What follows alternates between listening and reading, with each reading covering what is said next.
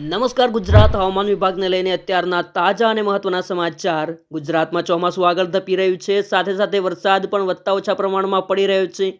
2 દિવસ ધબધબાટી બોલાવ્યા બાદ મેઘરાજા ફરી નરમ પડ્યા છે।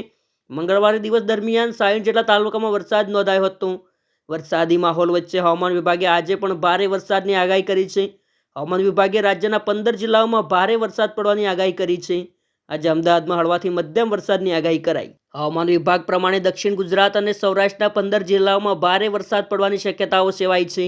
હવામાન વિભાગ પ્રમાણે સુરત, ડાંગ, તાપી, નવસારી, વલસાડ, દમણ, દાદરા નગર હવેલી તેમજ સૌરાષ્ટ્રના પોરબંદર, જૂનાગઢ, અમરેલી, ભાવનગર, દ્વારકા, ગીર સોમનાથ અને દીવમાં ભારે વરસાદ પડશે। હવામાન વિભાગ પ્રમાણે ઉત્તર ગુજરાતના બનાસકાંઠા, પાટણ, મહેસાણા, સાબરકાંઠા, અરવલ્લીમાં હળવાથી મધ્યમ વરસાદની આગાહી કરવામાં આવી છે।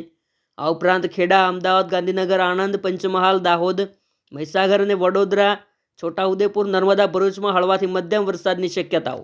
આ ઉપરાંત સૌરાષ્ટ્રના સુરેન્દ્રનગર, રાજકોટ, જામનગર, જૂનાગઢ, અમરેલી, ભાવનગર, મોરબી, દ્વારકા, ગીર સોમનાથ, બોટાદ, દીવ અને કચ્છમાં ગાજવીજ અને પવન સાથે હળવાથી મધ્યમ વરસાદની આગાહી હવામાન વિભાગે કરી।